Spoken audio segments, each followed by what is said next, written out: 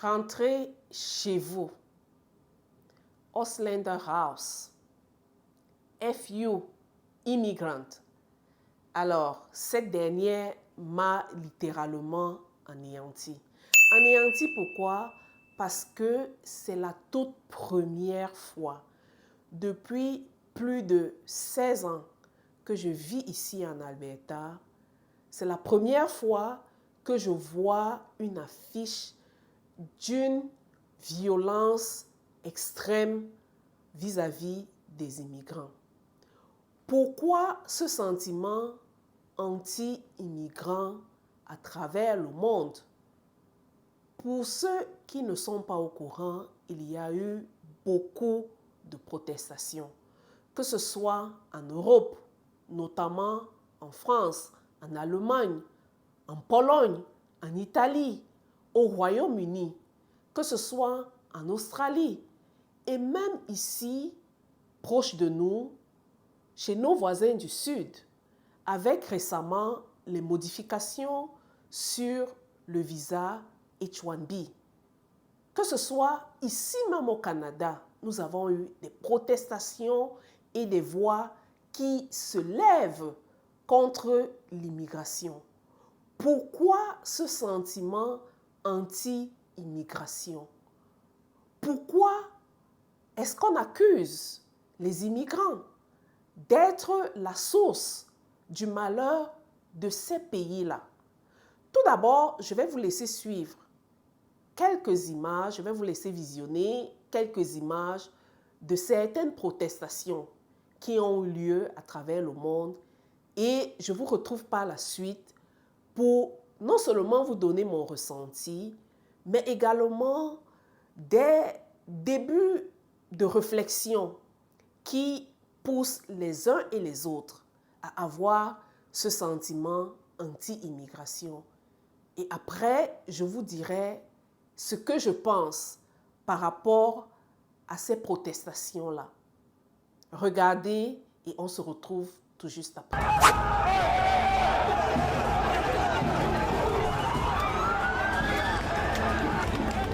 From the US to the UK, Poland, Australia, Ireland, and many others, a fresh wave of anti-immigrant protests are being witnessed in many countries in the West. Concerns over crime and security dominate the discourse, with top leaders often linking migrants to terrorism or violent crime.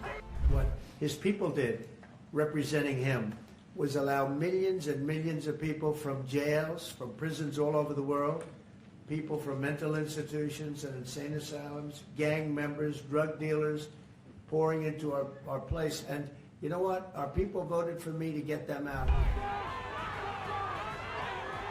Crime rate's gone up. There's a lot of assault charges that have been dished out.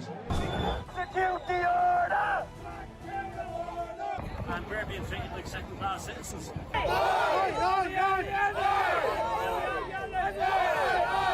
Our kids are struggling to get homes. What is behind the rising protests against migrants in the West? Why is the right to asylum under stress in many European nations? Are the protests xenophobic or carefully orchestrated to win votes? In the United Kingdom, hundreds of demonstrators took to the streets in several cities, with tensions particularly high near hotels housing asylum seekers. Large crowds gathered in Scotland chanting slogans and holding signs reading "Stop the Boats." Similar scenes were also witnessed in Skegness, Liverpool, where protesters marched through the town. Protests started after the arrest of an Ethiopian asylum seeker at a hotel in Epping on charges of sexual assault. Other incidents at hotels housing migrants, especially those involved in alleged sexual offenses, have also inflamed tensions and have been heavily publicized by activists. Crime rate's gone up. There's a lot of assault charges that have been dished out. A lot of young boys, young children have had their phones stolen from them and robbed at knife point. And they all run back into there. However, members of the Stand Up to Racism group claim there is no merit in the argument that migrants and refugees are behind the rise in crime rates. Alors, vous avez regardé toutes ces images des protestations anti-immigration dans beaucoup de pays dans le monde. Qu'est-ce que vous pensez? de ces protestations-là. En tant qu'immigrant, est-ce que vous pensez que ces protestations-là sont justifiées ou injustifiées? Laissez votre avis en commentaire. Aujourd'hui, nous allons parler sans langue de bois.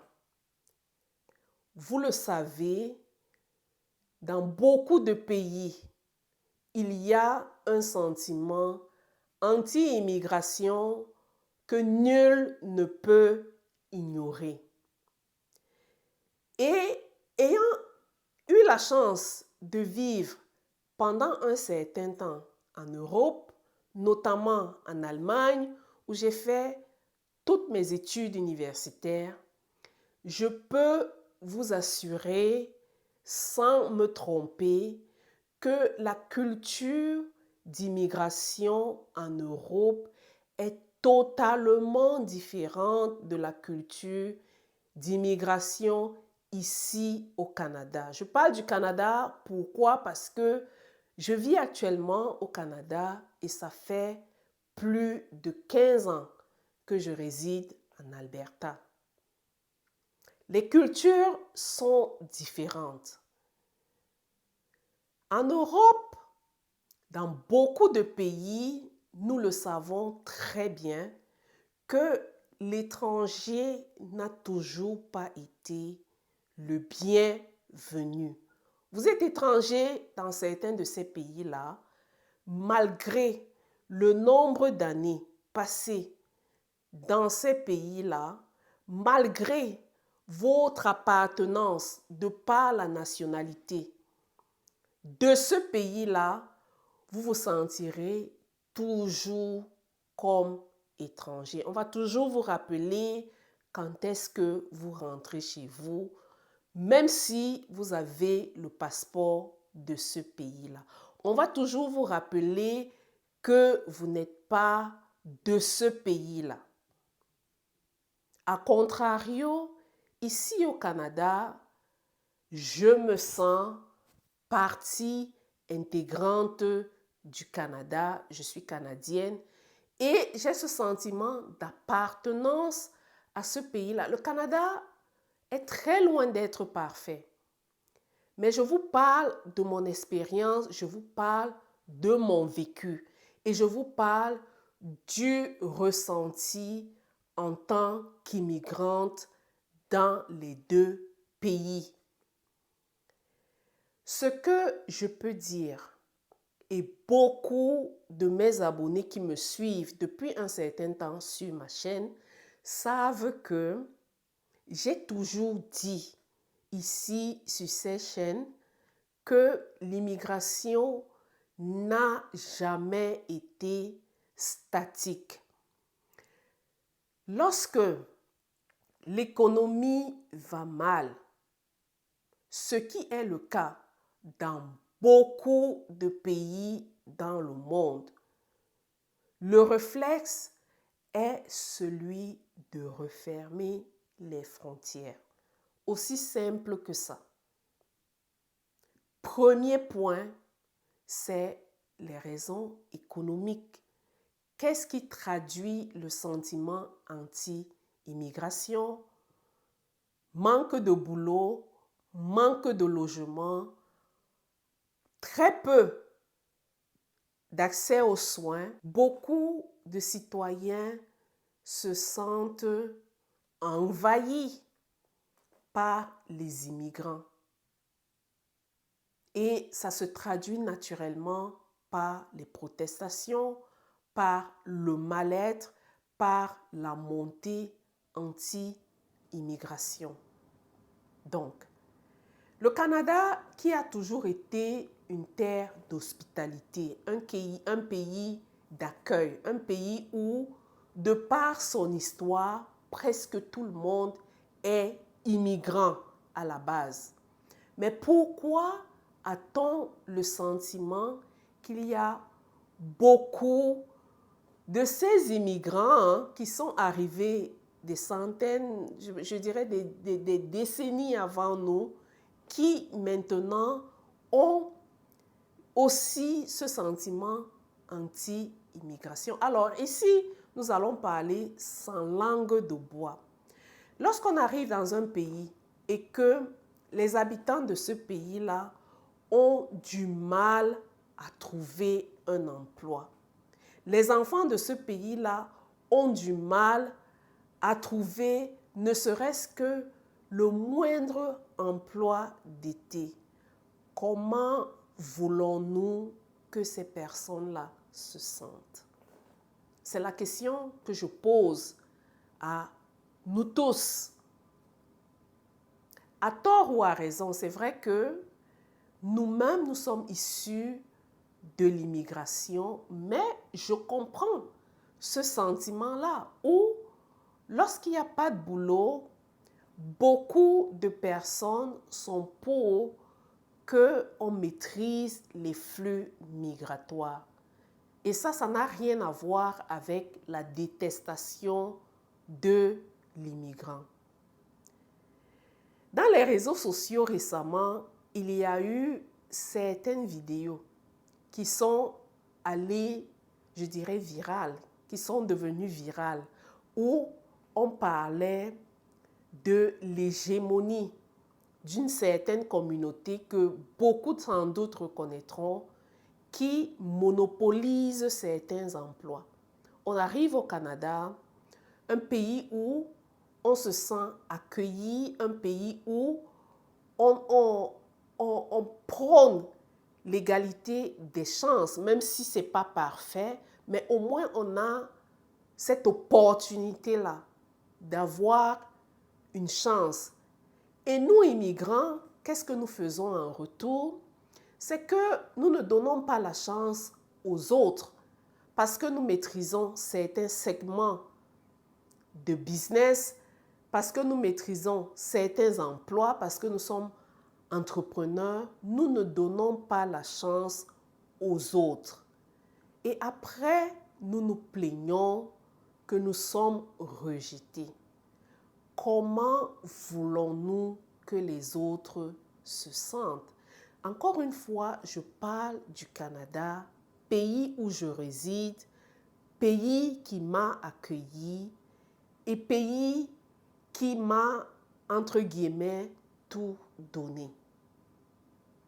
Moi-même étant immigrante, comment est-ce que on aimerait que des Canadiens se sentent lorsque on a l'impression que certaines communautés se sont accaparées certains emplois, certaines parties même du pays où les résidents de ces pays-là n'arrivent même pas à se loger.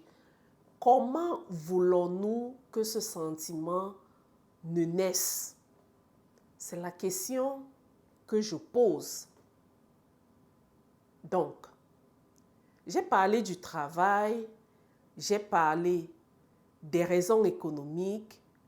Une autre raison qui favorise l'acuité du sentiment anti-immigration, c'est le fait de perdre son identité. On arrive au Canada et on a l'impression que les personnes qui nous ont précédés se sentent envahies au point où ils perdent peu à peu leur identité, ils perdent leur langue, ils perdent leur mode de fonctionnement. Deuxième raison, cette dilution et cette perte d'identité conduit à ce sentiment d'anti-immigration. Une autre raison qui pousse les gens à, je ne dirais pas détester, parce que détester, ça c'est un grand mot, mais avoir ce sentiment de rejet vis-à-vis des immigrants, ce sont des raisons criminelles. Lorsqu'on arrive dans un pays étranger, et que beaucoup de crimes sont perpétrés par des immigrants. Loin de dire que les habitants de ces pays-là ne commettent pas de crimes et que ce sont des anges, mais lorsqu'il y a des attentats, lorsqu'il y a des attaques à l'arme blanche, lorsqu'il y a des viols, lorsqu'il y a des crimes haineux, lorsqu'il y a des crimes liés aux sentiments, parce qu'on a vu un reportage récemment ici au Canada où on parlait d'une organisation criminelle d'une certaine communauté, notamment la communauté africaine, il faut le dire, où on parle d'un phénomène qui a des tentacules non seulement dans certains milieux mafieux, dans certains milieux de la drogue, et c'est toute une communauté qui est indexée. Les gens ont peur. Alors, comment voulons-nous que les gens n'aient pas un sentiment de rejet? Le Canadien qui a très souvent eu la culture d'intégrer, d'accepter l'étranger. En commettant ces crimes, quel message envoyons-nous? Comment voulons-nous que nous ne soyons pas indexés? En perpétrant certains crimes, en faisant certains délits ou en commettant certains délits sur le territoire canadien, comment voulons-nous que nous ne soyons pas stigmatisés? Nous avons vu récemment des communautés tout entières protester contre le mode de fonctionnement ici au Canada. Parce que je m'attarde sur le Canada. Pourquoi? Parce que nous vivons au Canada et moi ça m'attriste parce que le Canada à l'origine est un pays ouvert, est un pays accueillant, est un pays pro-immigration. Et lorsque on voit certaines personnes dénigrer le Canada à longueur de journée, je ne dis pas que tout est parfait au Canada, on a la liberté d'expression, on peut s'exprimer sur certains sujets ici. On a cette liberté-là. On peut protester, mais de grâce, lorsqu'on le fait, faisons-le dans le respect d'autrui, faisons-le dans le respect des autres et faisons-le par rapport à la culture du pays qui nous accueille.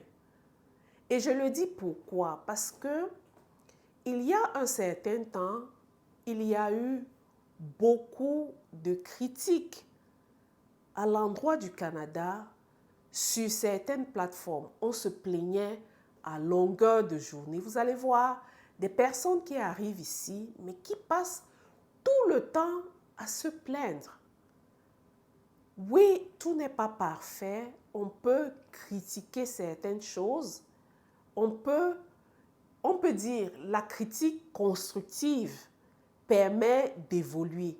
Mais lorsque on se met à critiquer tout sans toutefois apporter des solutions, lorsque on voudrait que notre pays d'accueil, notre terre d'accueil, se conforme plutôt à ce que nous voulons ou bien aux idées que nous apportons lorsque nous immigrons.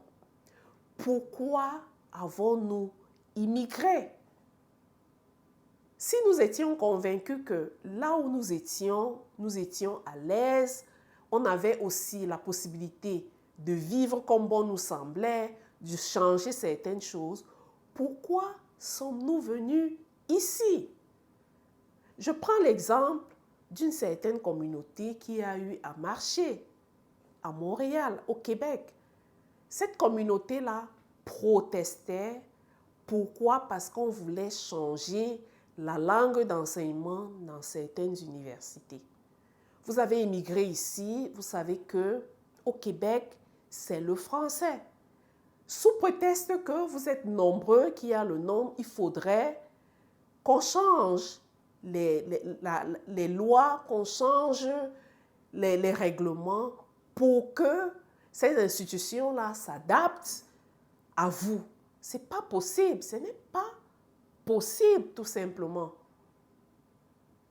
Une autre raison qui pousse les gens à avoir ce sentiment anti-immigration, c'est la ghettoisation.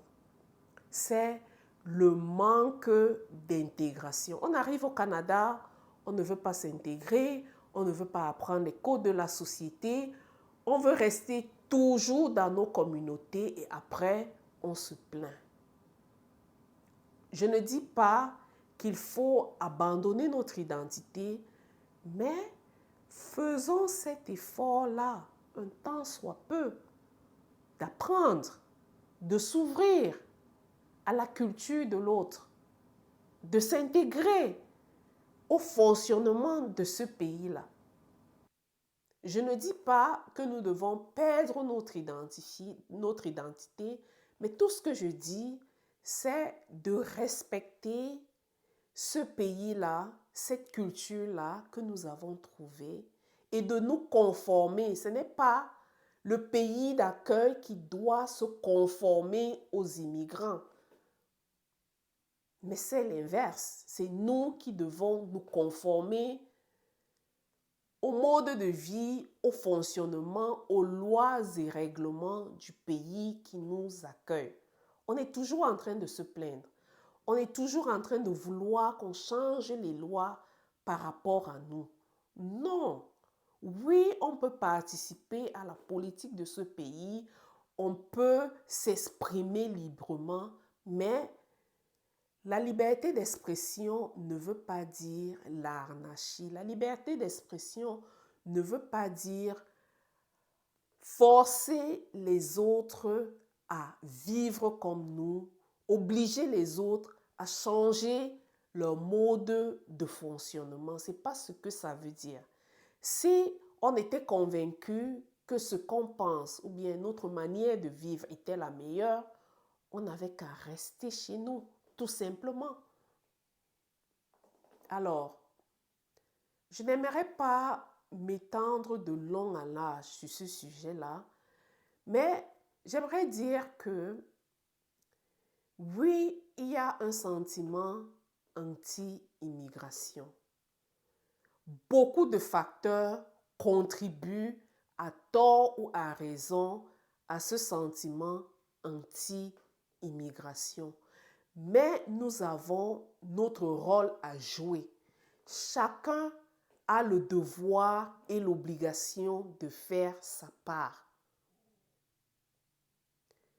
Si toi aussi, tu penses que le sentiment d'immigration, anti-immigration qui naît, est un sentiment injustifié ou la terre d'accueil n'est pas assez tolérante vis-à-vis des immigrants, je te laisse me dire en commentaire ce que tu penses de ce sentiment anti-immigration et ce que les immigrants peuvent faire à leur niveau pour éviter que de par leurs actes, de par leurs paroles, ils contribuent à amplifier ce sentiment anti-immigration.